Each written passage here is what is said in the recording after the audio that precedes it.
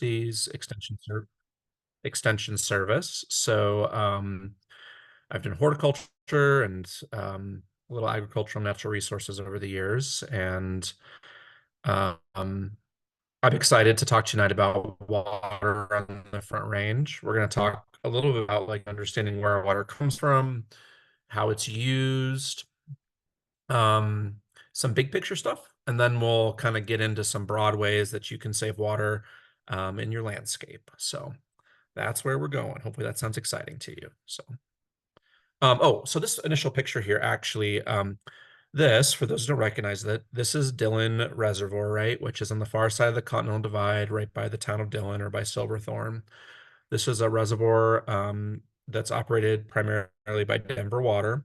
And I always put this at the start of these water talks because a lot of people don't realize that actually a lot of our water that we use here along the Front Range comes from the other side of the Continental Divide and is delivered here through these like massive infrastructure projects like this. So this reservoir is, again, over the mountains on the far side of the divide, and there's a giant concrete pipe that was bored through the Rocky Mountains called the Roberts Tunnel that goes, I want to say, like 16 miles or something under the mountain.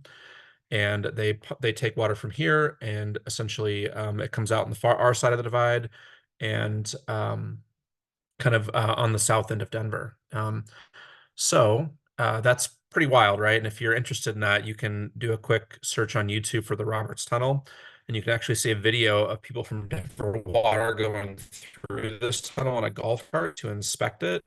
It's like something out of like a movie, you know, they're like in this dark tunnel in this little golf cart and like water's seeping in. It's very spooky, but um, so, you know, water is a scarce resource in the West and especially along the Front Range. And we go through like we go to big lengths to get it here for us to use.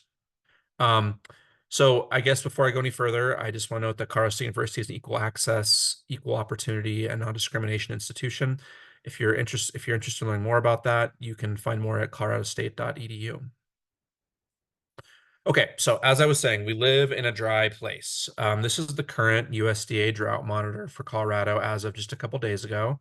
You can see a large percentage of the state is in some sort of drought. White would mean no drought, and then the colors, as they get progressively angrier here, indicate worse droughts. The northern Front Range is actually in a going through a fairly dry period here, with ranging from moderate to extreme drought. And for parts of the northern Front Range, it was the driest June, and then for a big chunk of July was the one of the driest like chunks on record. So and you all probably felt that, unless you were lucky enough to be under some of the one of the scattered thunderstorms that kind of went through. If you go back in time, this is something that's true throughout recent history along the Front Range. You have here from February 2022, so a couple years ago. And then I've got a bunch of the drought maps from the 1st of July or the end of June over the years. You can see we've had drought in 2020, drought in 2018, 2014, 2013, 2012 was a horrible year. Those of you who have lived here for a while probably remember that was one of the last times that we were like water restrictions and things like that. And it goes on. This also horrifying chart shows the percentage of the state that's been under drought over the last 20 years. So you can see that like we've had as much of the state in drought as not in drought geographically over the last 20 years. So this is, yeah. So we live in a dry place. We need to be concerned about water. On top of that, and this slide's kind of grainy, but we're also have increased demands for water, at least from municipal sources. And that's only going to accelerate, right? We live in a growing area. The more the counties kind of stand out on this map of Colorado, the more growth we're expecting. So we got a lot of like factors here, right? Like water's kind of scarce already.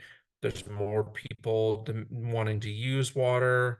Hopefully the message of like this is something we all need to probably be concerned about is coming through. So making the case that you should care about water use, which if you're at the seminar, I probably need to do that. But let's talk about where our water comes from and how it's used. So in Colorado, a little over 80% of our water comes from precipitation. So this is water that falls either as rain, which then ends up, some percentage of that rain ends up in streams and then maybe flows to lakes and reservoirs, or falls as snow, where it sits kind of like in a big reservoir up on the mountains, just like reservoir of frozen water until it melts in the spring and then flows down in streams, and rivers to reservoirs and lakes. Or so that's where the vast majority of our water comes from, and the snowfall is particularly important. It's kind of like we're storing up the precipitation throughout the winter to use it in the spring and summer. Um, so that's where the majority of our water comes from. The other major source of water is groundwater. So this is water that's pumped out of, this is a wellhead here, which is so water that's pumped out of aquifers that are underground. So this is really just water from precipitation that happened a long time ago. That's kind of it's percolated down into these deeper layers of soil, and it's we're kind of mining it out for current use. So it's not it is replenished. It's replenished slowly. It's like a semi. It's not really a renewable resource on the scale that we use it in a lot of cases. It's kind of, in general, a finite thing. Although some aquifers are replenished more readily, it gets a little, there's like some technicalities there. But so those are our two main sources of water: precipitation and groundwater. How do we use the water? This graphic is from the city. I think it's from like the North Nevada Water or the South Nevada Water Conservation District. So that's why the water is flowing out of a Red Rock Canyon and there's a Space Needle in the picture. But the principle still applies here along the Front Range, right? So water from precipitation, um, flow ends up in our streams and rivers, and we divert it, meaning we, like literally we channel it out of the river for uses um, which can range from agriculture to commercial uses to municipal uses. For municipal uses, we treat that water to make it safe for drinking. So we take out sediment, we manage the microbes, kill the microbes that are in the water, um, things like that to make it safe to drink or safe to use, and then we put it to use. The two general types of uses, if you're a water manager, are consumptive water use, which is just what it sounds like. The water is used up by whatever we're doing with it. So, um, use in landscapes would be consumptive use. We irrigate with the water. The water is used by plants for photosynthesis and to hold their leaves turgid, and all those other things that plants use water for, but it's used up. We don't get to recapture the water. So consumptive use is one. And then the other uses are non-consumptive. So that's where the water is used but could be recaptured. So sinks, showers, things in your house where the water ends up in the sewage treatment system or wastewater treatment system and can be recaptured. Those would be examples of non-consumptive use. The water that is used in those ways ends up at a wastewater treatment plant, where again it's treated to make sure it meets like a standard that it can be either safely, more or less, returned to the river, or it could be after it's treated, it could then be recycled and reused for consumptive things like landscape, irrigation, etc. So when you hear about recycled water, that's what that is. So, this chart makes this all look very simple. The reality of it is it can be more complicated than this. There's parts of it anyways that are more complicated, right? Like how much are you allowed to divert out of the river? Well, we determine that through a system of water rights that determine, who has the right to the water. And I'll talk more about that in a second. I was surprised early in my career at the extension, sitting at a table of people and hearing a bunch of farmers that were actually concerned about some of the water conservation measures that a city wanted to implement because it was going to reduce this arrow here. So they had a campaign that was like, don't flush your toilets at night and things like that, to reduce water use. But the farmers want this arrow here to be as large as possible because they want as much in the river because they own some percentage of it downstream. So this stuff gets like complicated kind of fast. But anyways, this is the basics of how we use water, kind of with the focus on municipal water use. So water managers are really most concerned about the consumptive water use, right? That uses of water that use up the water where we don't get it back. So The vast majority of consumptive water use in the state is from agriculture. It's, this numbers from a few years ago, but it might be slightly different now, but it's, in the high 80% of the consumptive water use is actually is actually in agriculture. Um, so, that's everything from growing food crops to growing forage for animals.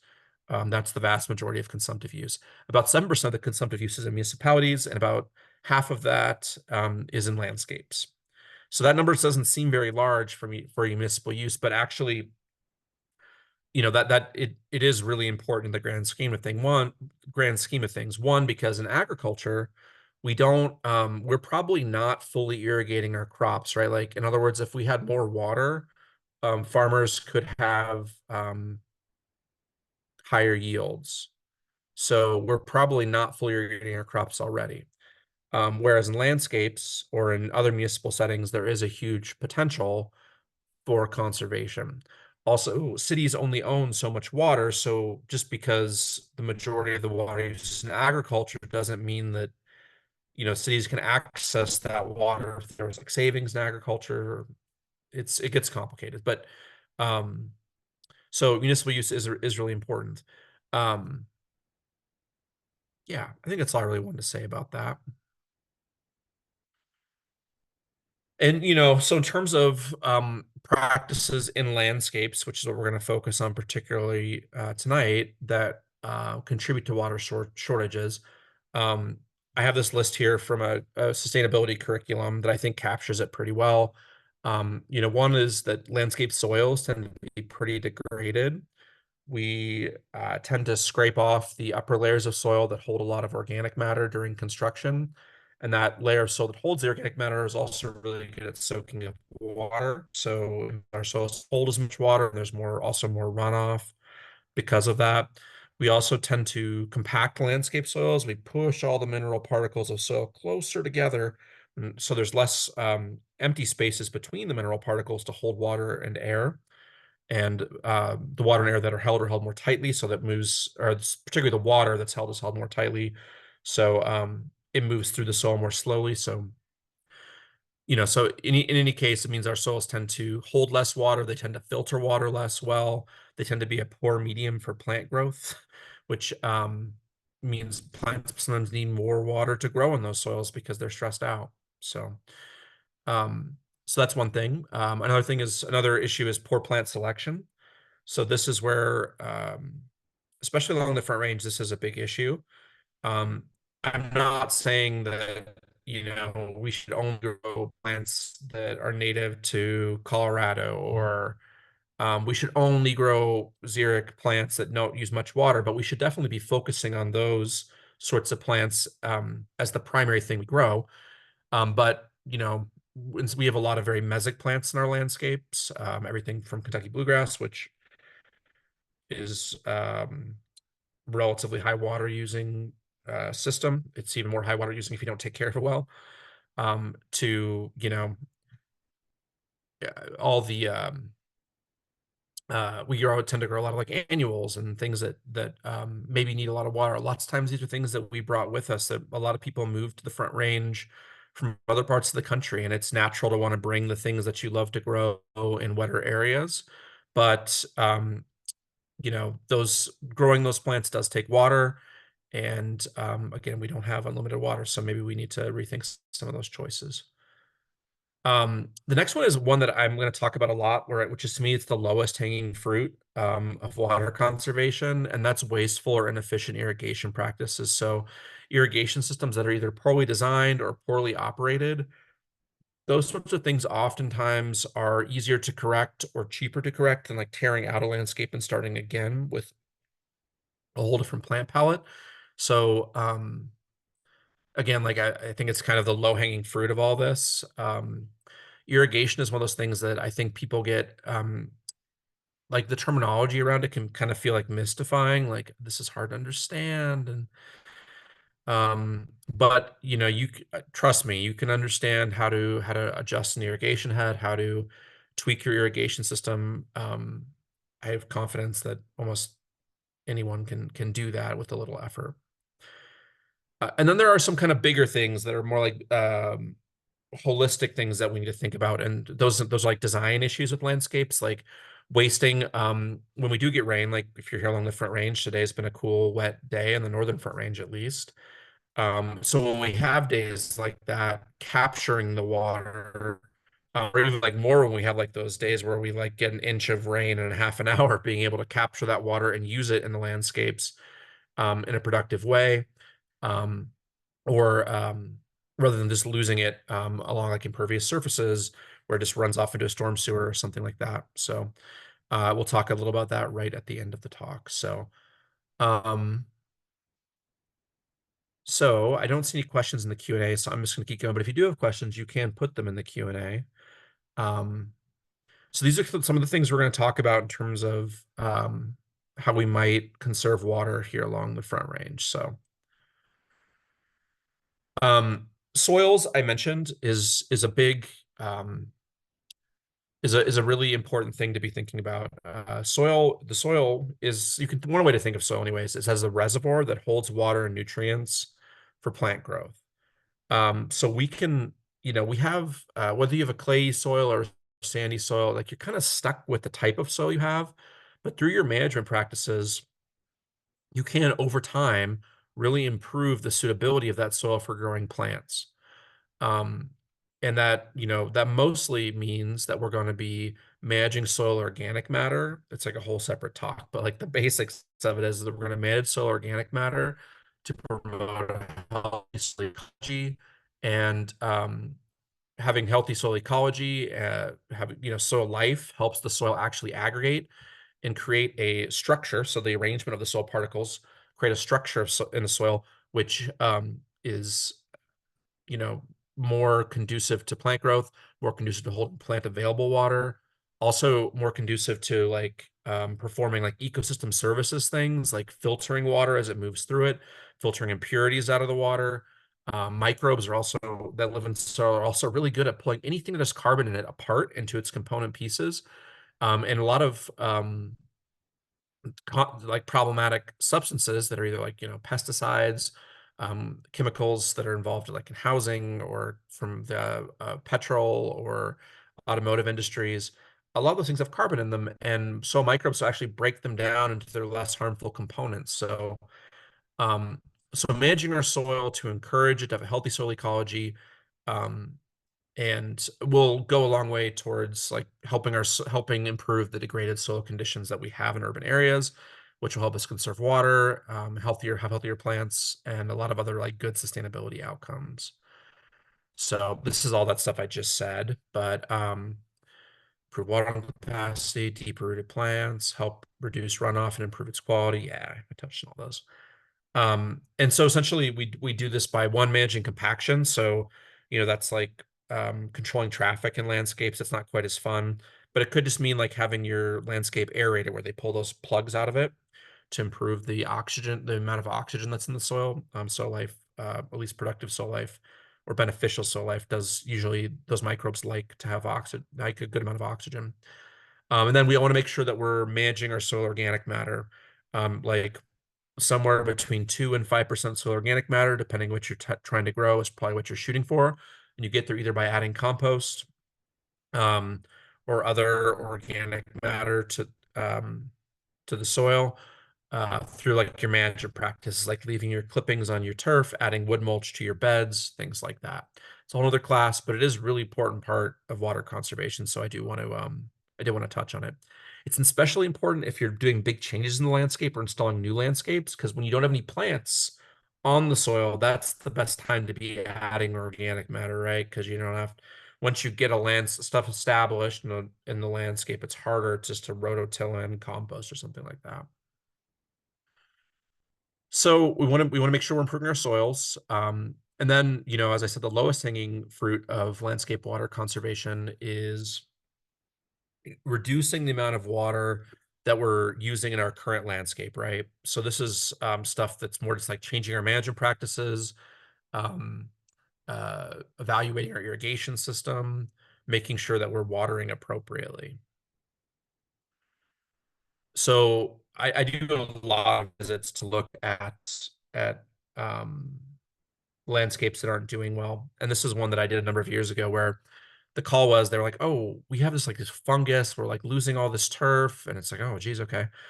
So I went out to the site, and so in this case, it's not a fungus, right? Unless it's the fungus that kills turf in big arcs that has a sprinkler at the center of it. In this case, this was in Commerce City, and their irrigation system. What had happened was, as it got older, all the heads are getting clogged with debris, and so they're not throwing water as far. And on top of that, it's a poorly designed system. Ideally, we're going to have each sprinkler head overlapping perfectly with its neighbor, so they cover each other's weaknesses. In this case, the sprinklers were just irrigating to each other, and so there was when the heads got clogged and they weren't throwing as far, we got this area in the center that wasn't receiving much irrigation. And why is this an issue with, why is this an issue with water conservation? Well, what happens here in 9 times out of 10 is someone starts irrigate, they see these dry patches and they start irrigating more, trying to cover up for the weaknesses in the irrigation system. So they water the parts where the system is irrigating correctly too much, trying to water the spots where it's not irrigating enough, and dry spots are showing up. They also in Commerce City had their water pressure went down due to some changes in their infrastructure, and that's also what was going on in this one.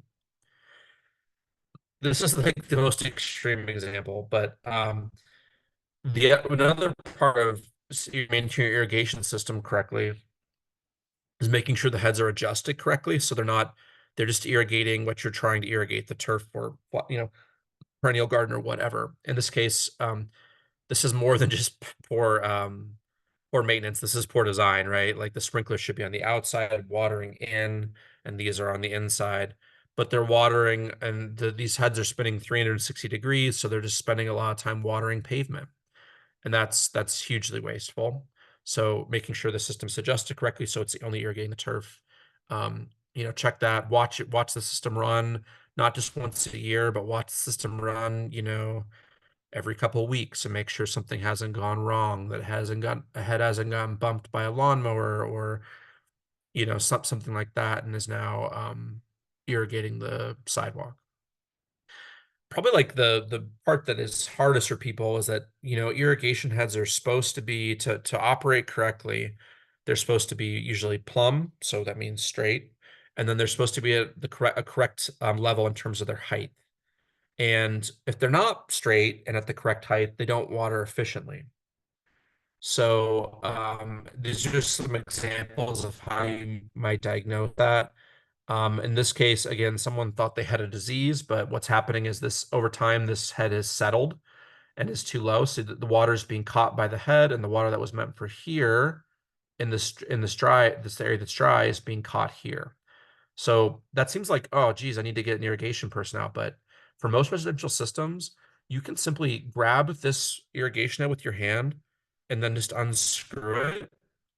Go to the Home Depot, buy a riser, which is just a little threaded pipe, screw it into the bottom of the head, and then take it all, put it back to the pipe, and screw it back together. It's not any more difficult than unscrewing a bottle cap. Maybe a little more difficult, but you can figure it out, trust me. And then it'll be a little higher and it won't be catching there, and it'll irrigate more effectively. Some more examples. This one also is too low on the top left. These two are both examples of heads that are not plumb. This one's facing forward, and this is the same thing that's going on here. You can't see the head, so it's facing forward, and it's not irrigating here where it's dry correctly. It's irrigating too much here. And this homeowner was running the system like crazy because they knew this was dry, and they're like, well, there has to be a disease, or they thought it was dry. Then they called me finally thinking it had to be a disease because no matter how much they watered, it just looked bad. So that's why these things, we're not, I'm definitely a fan of reducing the amount of turf that we're growing. But if you are growing turf, there is a lot of water savings available just from fixing issues like this. Oh yeah, and this is the most obvious one, right? Like if you have a broken head or a head that's either cracked or completely broken, this is a huge loss of water. If this runs for 15 minutes for a sprinkler zone, the amount of water that's lost is crazy. So like when you see stuff like this, fix it. Don't let it wait. Um, I see some questions in the Q&A, and I will get to them here in 1 second. We're almost at a good spot for a break. So just to kind of wrap up here our bit on irrigating properly, a couple other things to think about. As I already said, there are some like things about design that are important, and one of the things is that every head is supposed to irrigate to its neighbor, like you see in this diagram. So you want to have that, and oftentimes the systems are designed that way. If you live in a subdivision, if you're in a house that where like the builder put in the irrigation system, lots of times they don't put a lot of thought into that, right? They put a sprinkler in each corner of the yard and they wash their hands of it. And that might mean that it's not very well thought out, and it may mean that you're irrigating inefficiently, trying to get everything properly irrigated. Um, this is a problem we have a lot along the Front Range. This has to do with water pressure. A lot of irrigation heads are designed to operate at a certain water pressure, and if the water pressure is too high, they'll mist, which is what's happening in this picture. And that's hugely wasteful. So much water is lost to the air, and you can see how wet everything is around it. So solution here is either to put a pressure reducer on the line or change the heads, because a lot of modern heads have pressure reducers in the head that take them down to the correct pressure for the system. And then what's happening here is that the system is putting out water too quickly for the soil. So the water's running off the lawn onto the sidewalk into the storm gutter. So the answer to this, if the system is putting out water too fast, is either to change the heads to a type that puts out water more slowly, like an MP rotator, or to water with cycle and soak. So run the system for a shorter amount of time, let the water percolate into the soil, and then run it again to water, more deeply without losing this water to runoff. On the other hand, well-designed systems have the proper type of head for the soil and plants that you're watering. So this is with that MP rotator. So that puts out water in these big droplets really slowly. So all the water that you apply is soaked into the soil for the plants to use, and you're not losing any to runoff. These are drip emitters. Everyone probably recognizes those. These are great for watering individual plants very efficiently. They only water right by where you put the little emitter, so you only water the plant that you want to water and not a bunch of area between. You're not losing water to evaporation or runoff in this case if you're doing it correctly. And then, so this is an example for cycle and soak. I don't know if you can read it on your screen, but cycle and soak might mean that you run your system for some amount of time, somewhere between like 5 and 8 minutes.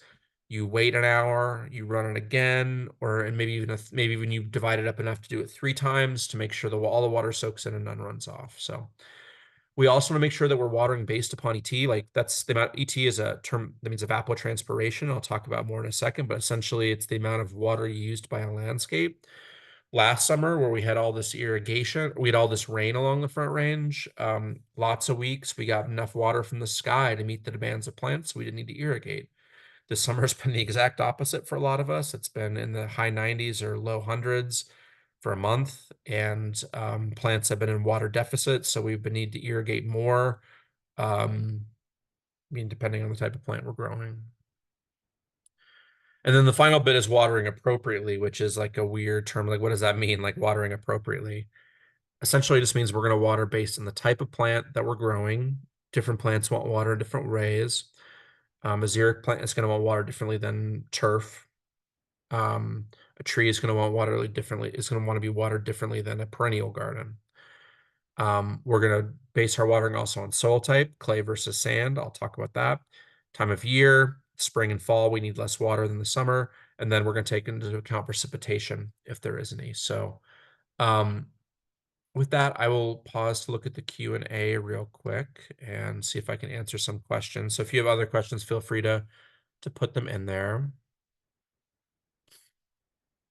So there's a question that says, I removed all my front yard grass and now I need to deal with the soil to prepare for planting a Waterwise xeric garden. Do you have resources that outline the right soil to use? Yeah. So I think there was a handout for tonight that has some that might be helpful for that. Or if you Google Colorado State University Extension soil amendment, we have a fact sheet on how to choose a soil amendment.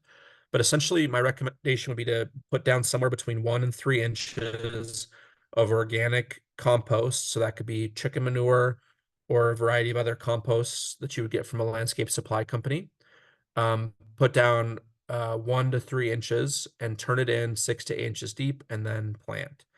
Complication being there if you have like mature trees around and you're into their roots, maybe you don't, maybe you have to rethink that. And if that's the case, you can shoot me an email and I'll kind of walk you through some of the more advanced things you might think about.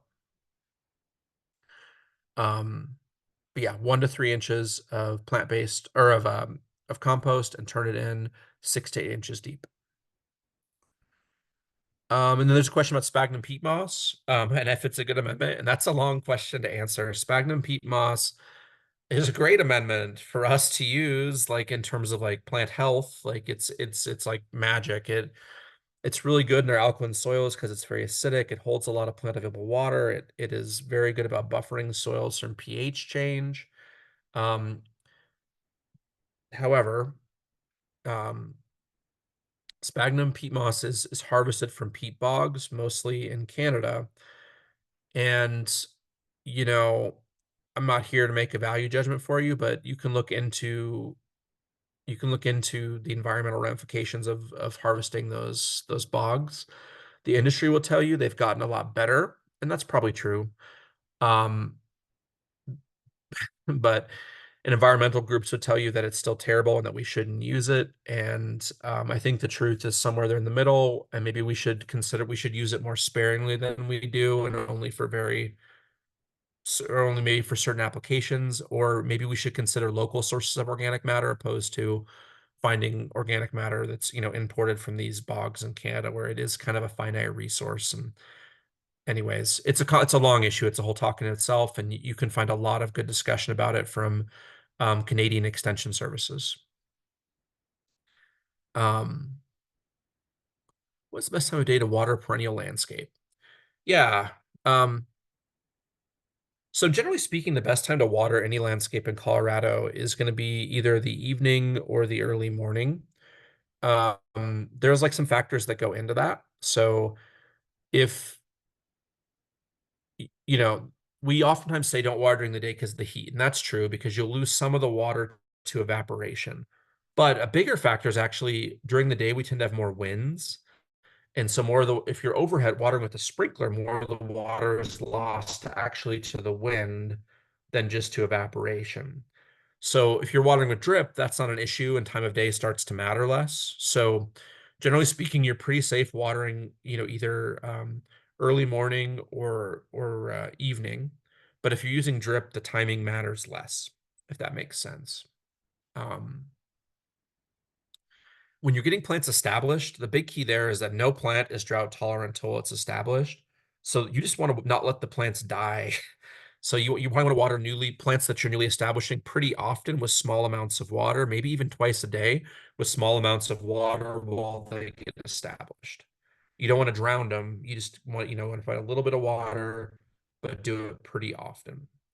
And it's really important that like we don't skimp on the watering while plants are getting established because it's a terrible sustainability outcome to buy a bunch of plants that were grown in a nursery and have them die and then have to buy more plants because there's like a pretty big environmental cost to actually creating plants in a nursery. So I think that's one of the situations where we do want to it is okay to use water when getting things established. Again, don't drown stuff, but just also don't skimp. Is the fall a good time of year to plant perennials, not trees or shrubs? Um, yeah, so the fall can be an okay time as long as you don't wait. I would say late summer to early fall is an okay time to plant perennials. Once we're out of the heat of the summer, but don't wait till very late fall to plant stuff. It won't be able to get established before winter, and sometimes you'll lose them over winter. If you do plant perennials late in the winter, maybe if we have a dry winter, give them just take a watering can out and give them a little water once a month or something, or you might lose them. In terms of trees or shrubs, both of those, the best time of year to plant trees is the late winter when as soon as the soil thaws, or the early spring before it gets hot. Or you can plant trees throughout the summer, but you just have to watch their watering. If you plant into this 100-degree heat, it's much more risky, is what I'm trying to say. So I would stick to the to early spring, late winter. Or again, once the heat breaks at the end of summer, you can plant deciduous trees, so trees that have broadleaves, not conifers. Do not plant evergreens or conifers in the fall. Not a great idea. And any fall planted tree, it's a good idea to give them a little winter water. Our general rule for establishment for trees is it takes 1 year per inch of caliper for a tree for it to get established. So if it's a 1 inch tree, 1 year to get established if you do everything right. Uh, and this would be for the garden that does not have supplemental irrigation. Yeah, so in regards to all that, if you don't have supplemental irrigation, you need to be very particular with the trees and shrubs that you pick. There are a number of shrubs that'll grow here once established without irrigation. But there are very few trees that will survive in the Front Range without supplemental irrigation. Before people were here, before Europeans colonized the area, it was just grasslands, right? Except by the trees, by the trees, by the rivers and in the foothills. So, if you're interested in that sort of stuff, shoot me an email and I can send you more information about like what might survive here with no supplemental irrigation.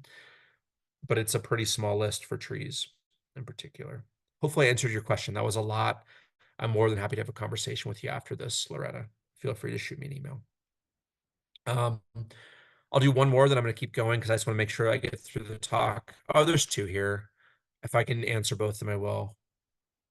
So Richard asks about agriculture.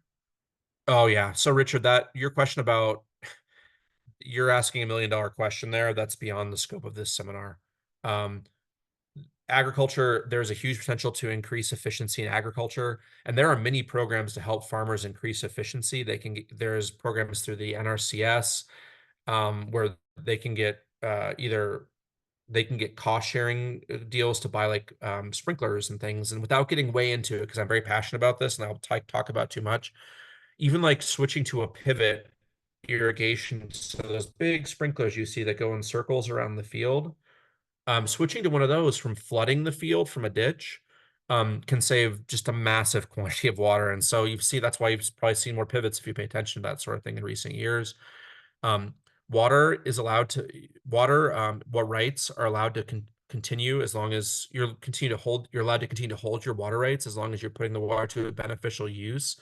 And growing forage for livestock is considered beneficial. So um, that's not my, I don't want to get too into it, but it gets pretty political pretty fast. But um, you know, that's I think you're asking a very good question there, and uh, I guess I'll leave it at that.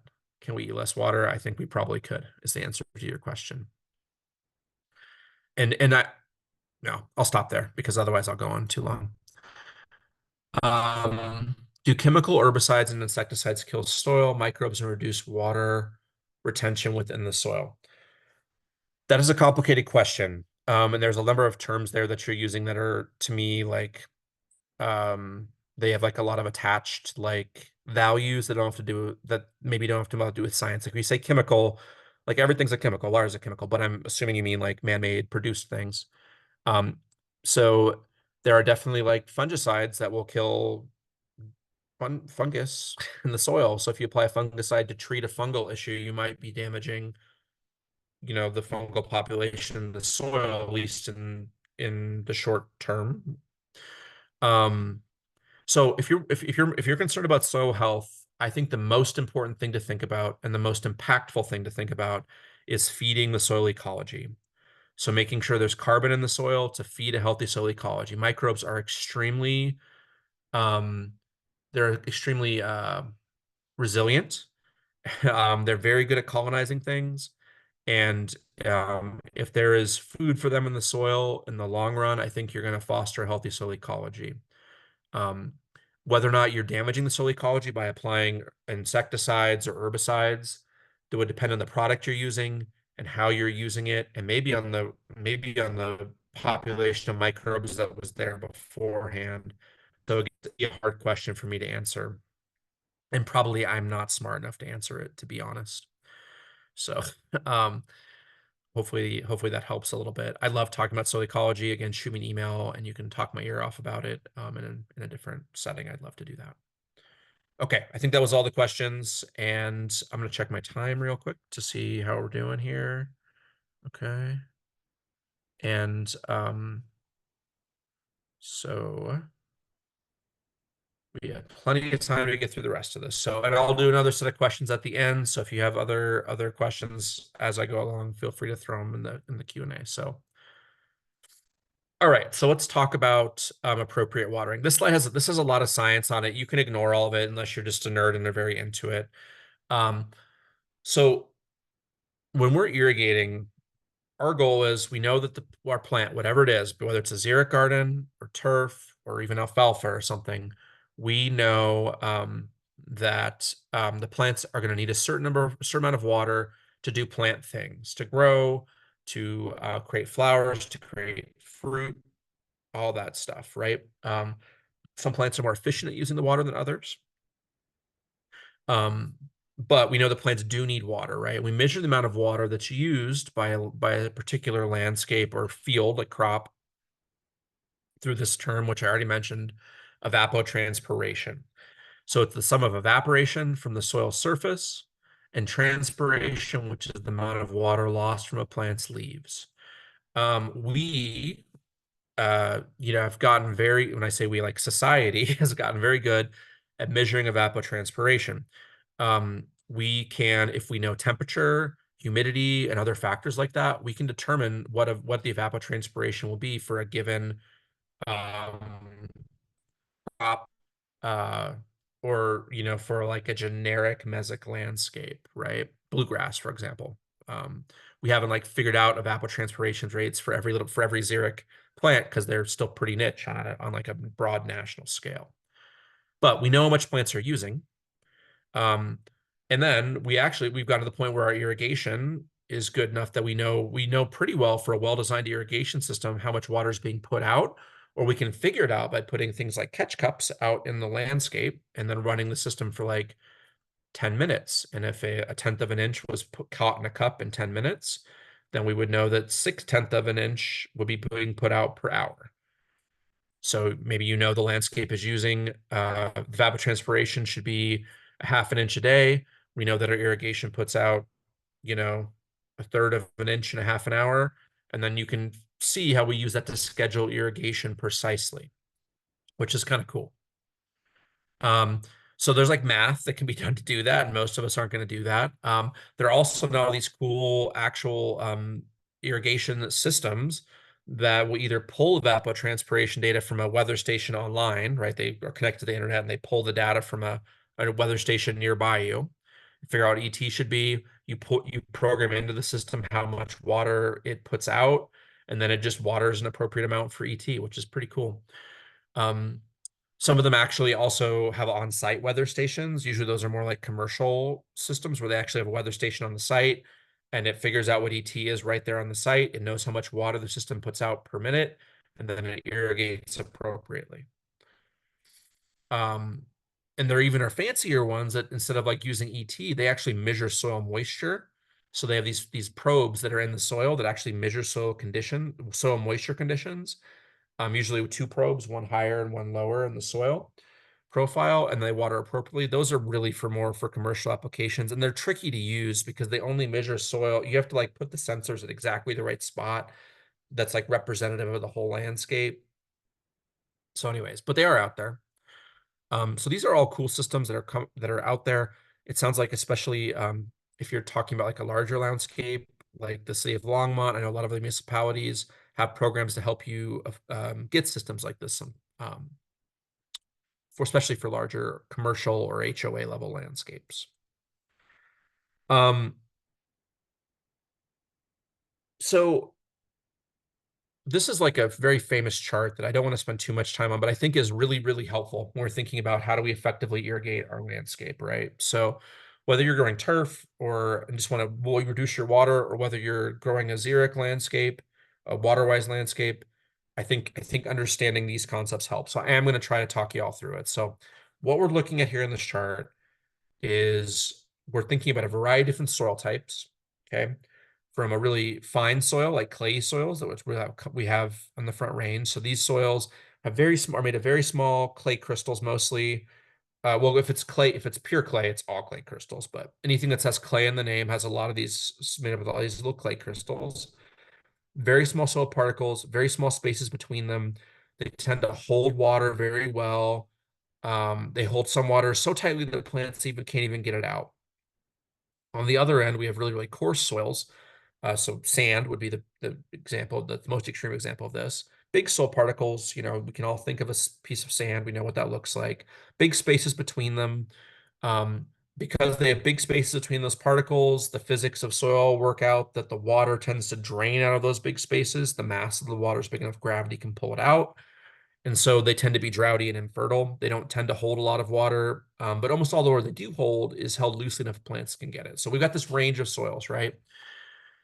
So we have all these different soil types, and what you want to imagine is that we're adding to each of those soil types 4 inches of water. So we're covering whatever area it is, 4 inches deep with water. So for any of these different soil types, all the water above this line is what we would call gravitational water is the fancy term, but it's water that was in big pore spaces and gravity pulled it away. And so plants can't use it. It just drains to groundwater or off into a stream eventually, something like that. So that pure clay soil could hold almost all 4 inches of the water. The sand could only hold about an inch, and you have this whole spectrum. So once gravity has drained that water away, we have water that's held in the medium-sized pores in the soil, which is held loosely enough that plants can get it. So that water is used up by plants, assuming it doesn't rain or we don't irrigate. It's used up by plants. Some is lost to evaporation from the soil surface. It's used up, it's used up, it's used up until eventually you reach this really ominously labeled line that says permanent wilting point.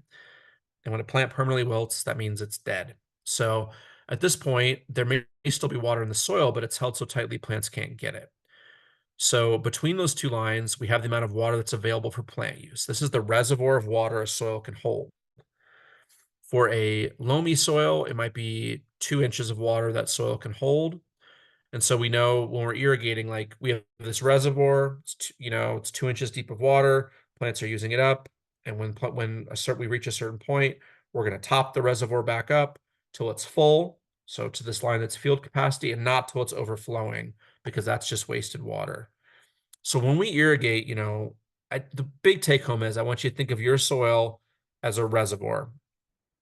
And your goal is to went to water before we get to the point where your plants will wilt, and of course xeric plants will wilt at it's much harder. They can get more of this water out of the soil oftentimes than like a mesic plant.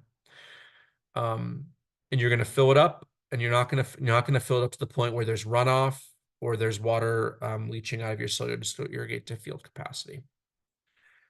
Okay, so that was a lot more than maybe in depth than I planned on going to that, but the simple version of this is if you have a clayey soil, it can hold a lot of water. And so you're going to water it less often, but when you irrigate, you can apply more water. If you have a sandy soil, which we do have areas of sandy soil along the Front Range, you're going to water much more often, but you're going to apply less water when you do because your reservoir is smaller. And so we can take all of this and schedule irrigation, pretty precisely. Different types of irrigation heads put out water at different rates.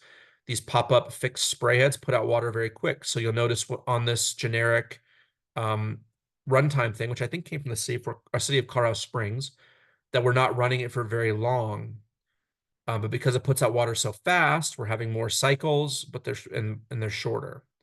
So, um, and at the shoulder seasons, you'll notice in the generic schedule, we're only watering the shoulders of the seasons, we're only watering 1 day a week.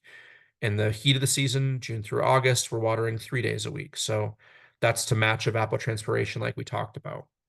This is generic in Colorado Springs. Most of the municipalities on the Front Range have a very similar chart on their website. So we're going to water based on our soil, our irrigation head type, but one of the big things we're going to think about is our type of plant that we're growing. So we water trees differently than we water perennials, than we water turf. Trees, my training is in trees, so I'm particularly passionate about it. We oftentimes water trees incorrectly. Trees, what you need to understand about trees for effectively irrigating them is they have these big spreading root systems. A tree's roots can extend 2 to 5 times the diameter of their canopy. Also, a tree's root system is much more shallow than we generally think of it being. Most of the roots along the Front Range and our clay soils are in the top 12 inches. So our goal is to water an area right at the edge of the canopy that's a little outside the canopy and a little inside the canopy, right? We call it the drip line, the edge of the canopy. And we water from the top down, so we've wetted about 12 inches deep. And we want to irrigate when the top couple inches of soil have dried.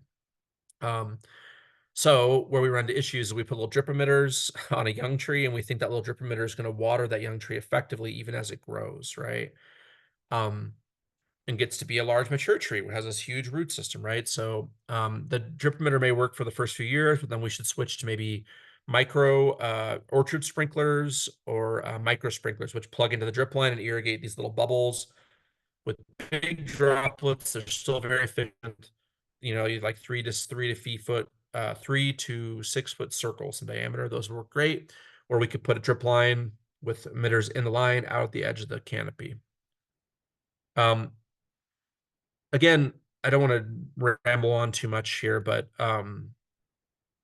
most trees need supplemental irrigation along the front range. So if you're switching to a more xeric landscape from like turf, you still need to think about irrigating that tree if you want to keep it, or you may find it declines with time.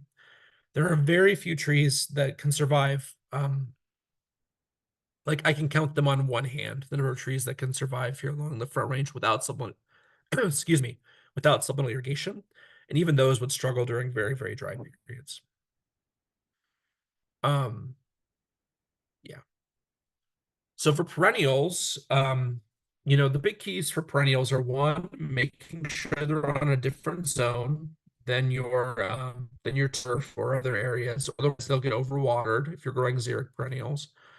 Um, and then if it's a small garden, you might be able to use drip with these button emitters where you run a emitter out with little spaghetti tubing to each individual plant. If it's a larger garden, like the one in this picture, you might want to think of like this Netafin grid that waters more evenly, but uses drip irrigation so that it's not getting the leaves of the plants wet and you're not losing water, to the wind and all those things that we talked about. This in public spaces can be a trip hazard though. So do be aware of that. You want to bury these lines in mulch or something so people aren't tripping over them. Um, Oftentimes just efficient overhead irrigation is okay for perennial gardens. In our dry climate, especially, it doesn't like foster disease like it does in more humid places. For turf, so what I would say for turf, that we want to water based on ET, like we talked about. We also want to think about quality. We don't all have to maintain Coors Field, right? You can let a lawn go and be lower quality bluegrass, and it will need much less water. This probably takes double the water that this does. So you can cut back on your turf's irrigation. You can water even when it's hot, maybe twice a week, and keep the grass alive. It just won't be as high quality. So you can cut back on watering your turf, even if you can't right now get rid of it, or for whatever reason you don't want to get rid of it. You can probably cut back and just accept a little lower quality bluegrass. Um, that's a bit of a soapbox I don't want to get too far up on. Um, oops, sorry, that was a mistake. I think I already talked about soil types, so I'm going to let that one go here because I am down to about 15 minutes left here. Because I want to leave time for questions.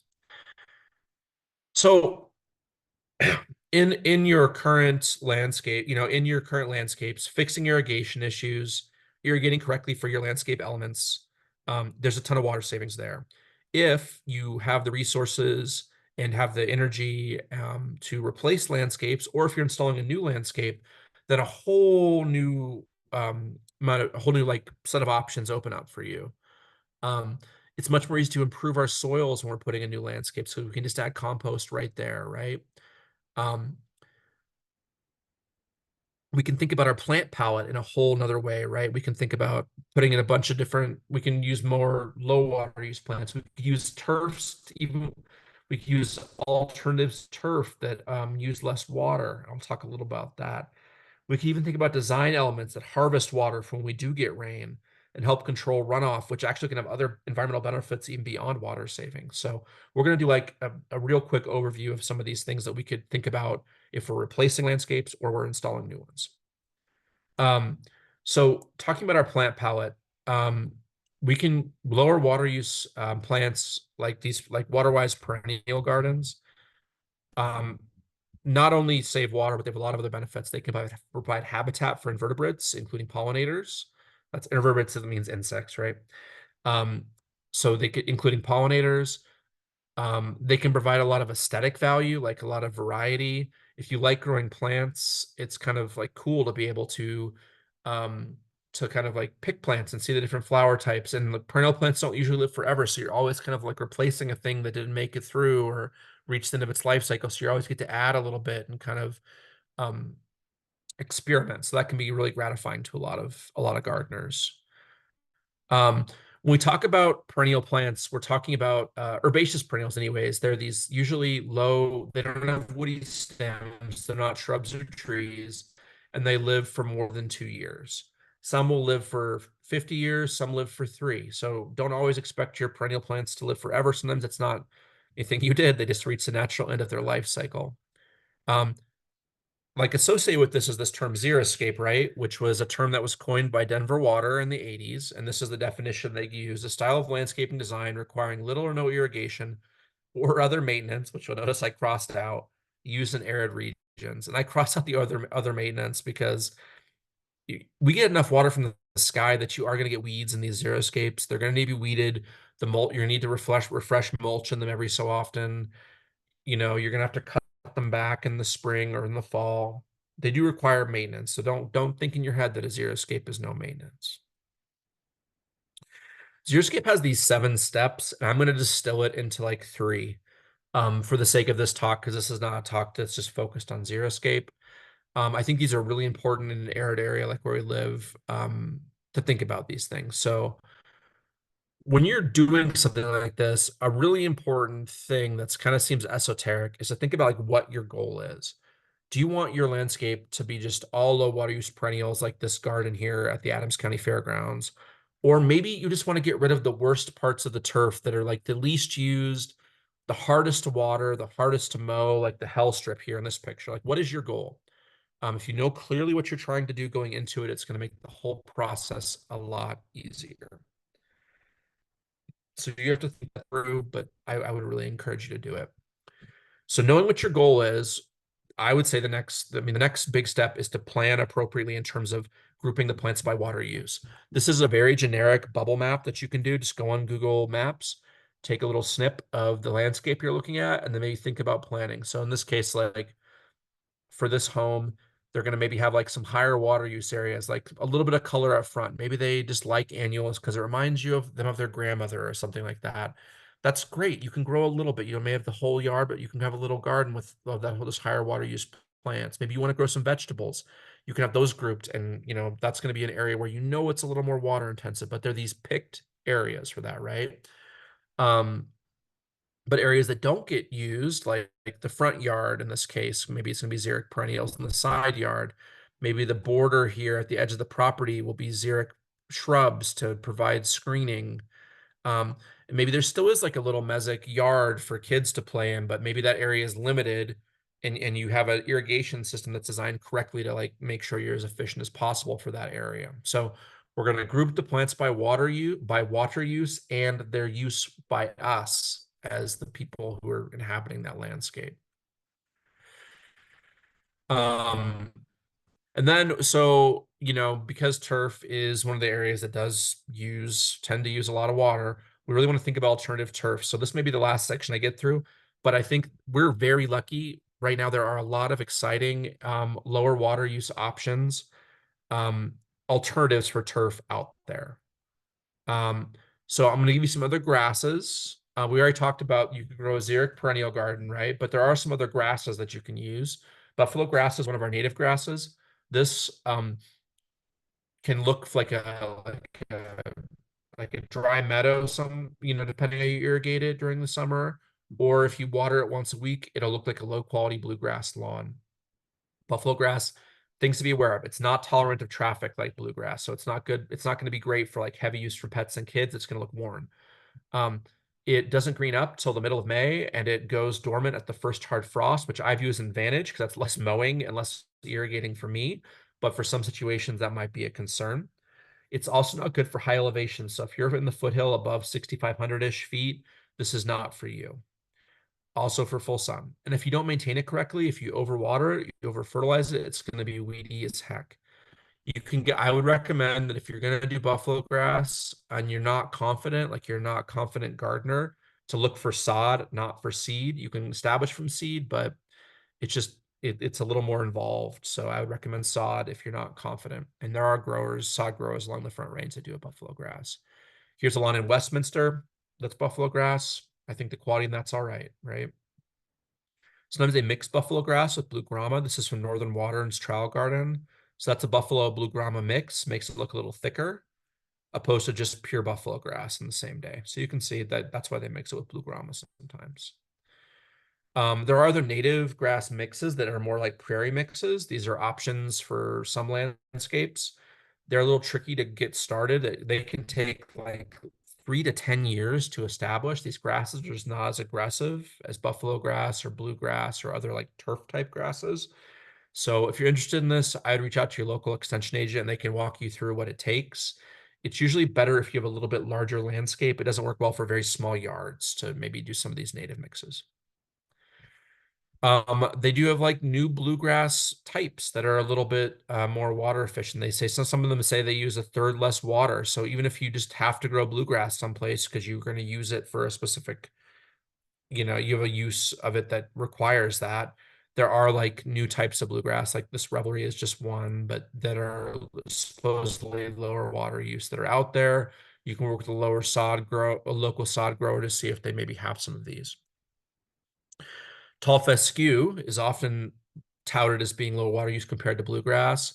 In our clay soils, the truth is this is not going to be more water efficient for most people. Tall fescue gets all its drought resistance or all its drought resistance from having a deep root system. And in our clay soils, it just can't develop that deep root system. And so around here, tall fescue is probably not going to give you much more drought tolerance, maybe a little bit compared to bluegrass, but not a ton. But where the answer probably is, and this is the thing that's really exciting, if you want to grow turf grass for some, for sports or kids or something like that, you have a use for it. Um, these cold hardy Bermuda grasses, I think are, and I know it's already happening, are just taking off in popularity. And Tahoma 31 is the one that's widely available. We've always had Bermuda grass in Colorado. It grows sparsely along roads, but these cold hardy ones use about a third of the water of bluegrass. So huge water savings. They also need to be mowed a whole lot less, which is a huge conservation outcome, not to mow the grass as much. So that's less like gas or electricity used to mow. But they tolerate traffic, they tolerate pets, just better than bluegrass actually. So if you're interested, if you need to have bluegrass for whatever reason, or want to have it for whatever reason, I would look into this Toma 31 Bermuda grass instead. There are only a couple people locally that have it. Green Valley Turf Farm, and then they've also leased it out. They've leased their license to Scientific to grow it too, are the only two growers that grow it. But I think it's a way to save a lot of water, and where we still need these spaces that have like tolerate traffic and stuff like that. I think it's gonna be huge. Um, if you grow either this Tahoma or buffalo grass, which are a little different there are different grasses than bluegrass. They're what we call warm season grasses. They do most of their growing when it's really hot in the middle of the summer. You're gonna have to take care of them differently, and so that's reach out to your local extension office if that's something you're trying to do, and an agent or a specialist there can walk you through the differences in maintaining them. But essentially, you're going to fertilize them midsummer, and you may have to, opposed to the spring or fall, and you may have to dethatch them. So finally, a couple other things that are in the zeitgeist that I'll leave you with. Artificial turf seems like a great option for reducing water use. That does sometimes reduce water use, but it's hot.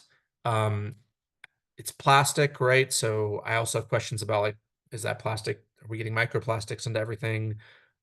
It can get so hot. In fact, sometimes it's dangerous. You may have like seen in the news a couple years ago, a bunch of students at a graduation at the University of Arizona passed out from heat stroke on top of one of these artificial turfs. And then as a warning to you, if you're involved like with your school district or something, there's a lot of school districts and parks, not parks as much, that are being sold artificial turf because of the water saving and generally the maintenance saving potential. But oftentimes, like they have to even put like on sports turf, they have to put irrigation systems into the artificial turf to rinse it after people use it, so it's sanitary. Um, there has been studies linking ovarian cancer, increased ovarian cancer risk with women who played on artificial turf in high school. So I don't think I think it's maybe for non-human spaces. I think that a lot of the things about artificial turf that like seem like positives when you really examine them, they're just it doesn't hold up. So I would not recommend it for most situations. And finally, clover lawns. Clover lawns are great for pollinators, but don't expect clover lawns to save you water. They need about much water as bluegrass here along the Front Range. So if you're interested in growing clover lawns, make sure to do your research. They're not zero maintenance. I'd say they're for people whose main passion is pollinators, and you could probably get actually a better effect from just growing a xeric perennial garden. But um, anyways, that's a few words on clover lawns. So okay, I'm gonna just pop ahead here really quick in this talk. I want to talk about one last thing with you all for about 5 minutes, and we'll have 10 minutes for questions. So I've spent a lot of time, probably more than you all want to hear, rambling on about water savings. I want to talk to you just a little bit too about another really quickly another sustainability outcome around water here on the Front Range, and that has to do with runoff. So I think it's something that we don't think about a lot, but maybe we could think a little more about the quality of the water leaving our landscape. So one, this means our landscapes capturing water and using that water efficiently. And in the process, that water is filtered more, and some of the things that we maybe don't want to end up in our streams, rivers, reservoirs, etc., get filtered out along the way.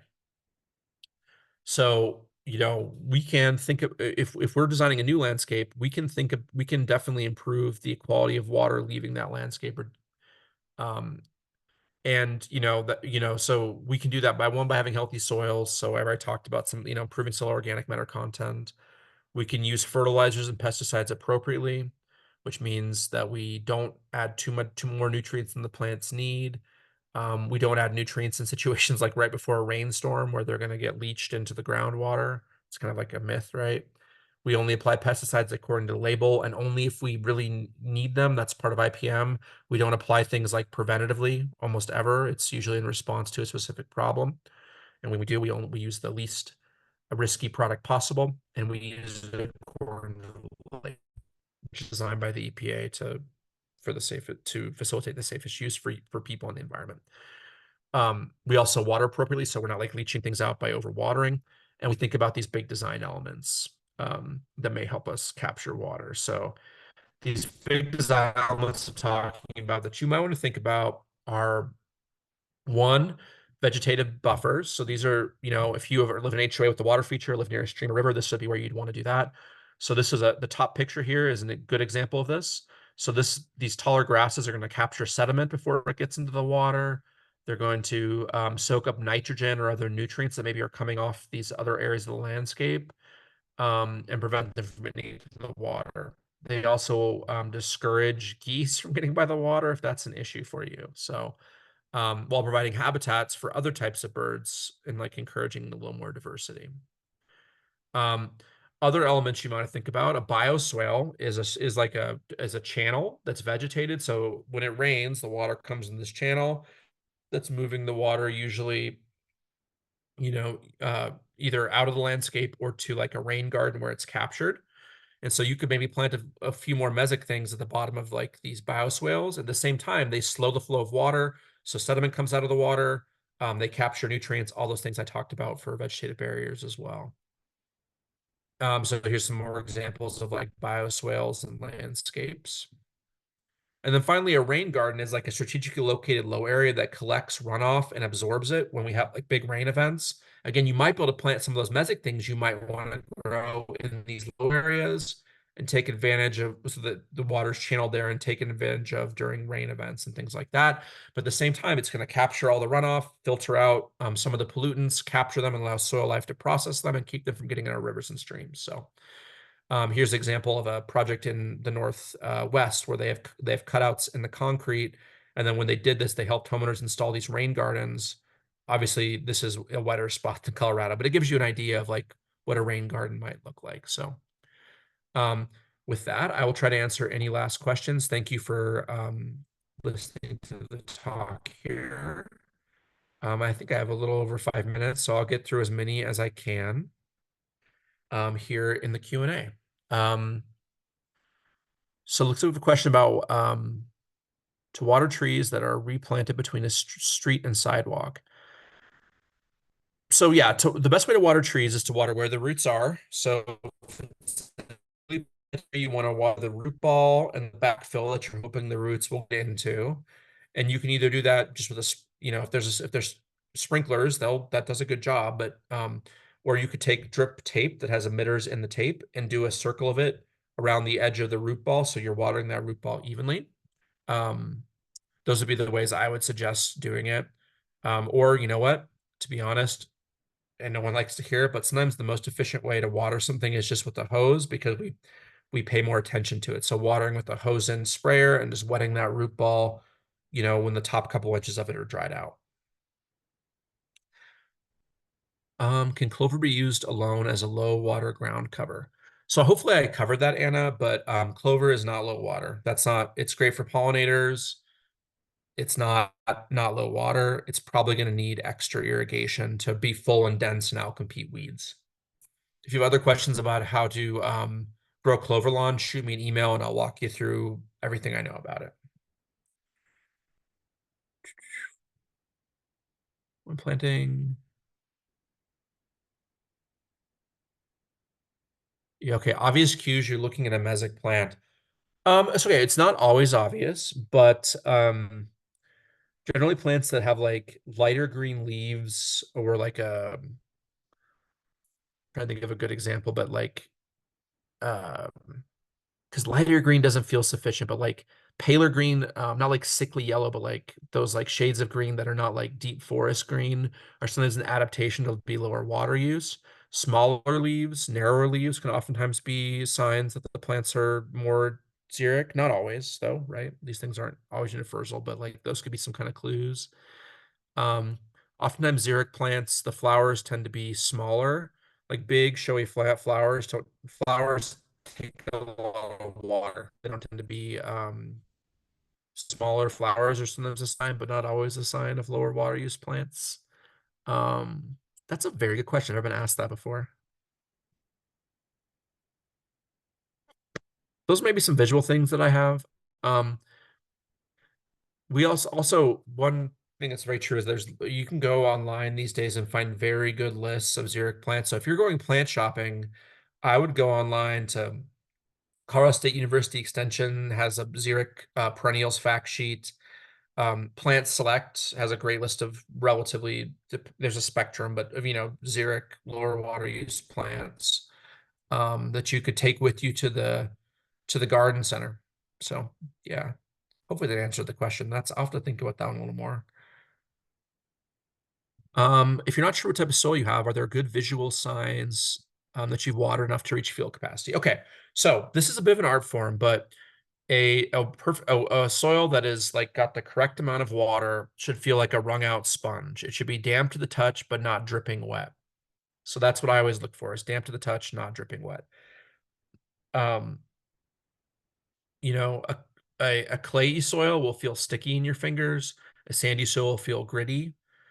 Soils that are higher in organic matter tend to be darker in color. But the real answer is if you want to know what you have, you can pay about $30 and have a lab do a test for you. Either CSU has a lab down at the Spur campus in the Denver metro area, excuse me, or there are a number of private labs that'll do a test for you as well. Do bioswales or rain gardens require municipal approval? If it's on your property, I don't think, like there may be codes about like how you can grade the property, but there is nothing stopping you from as far as I'm aware, from creating landscape elements that capture water on your property. Um, I've never heard of that ever being the case anyways. But I can see why you answer the question because obviously the people who own the people who have rights to the water in the river want the water to be in the river and not captured on your property. But yeah, I don't think there are normally rules about that. There may be rules about like landscaping and how high swales can be and stuff, but it's not around, or how high berms can be, etc. But it's not around bioswales or rain gardens normally. So, question about Tahoma 31. Perhaps we could add this to our native brome meadow pasture mix. Yeah, reading this long question, Heidi. Sorry. Um, Heidi, I don't know where you are, but shoot me an email. It sounds like you've had extension out to the areas already. I don't know that Tahoma is a good pasture grass, but there probably are like some options for managing the pasture to get rid of some of those invasive things and harmful things for the animals. Um, I feel like that question is going to take more time than to answer than I have right here. So either shoot me an email and I'll try to, we can chat and I can see if I can hook you up with someone who'd be helpful. Let's kind of leave it at that. My email's here on the page. Please email me because those are important.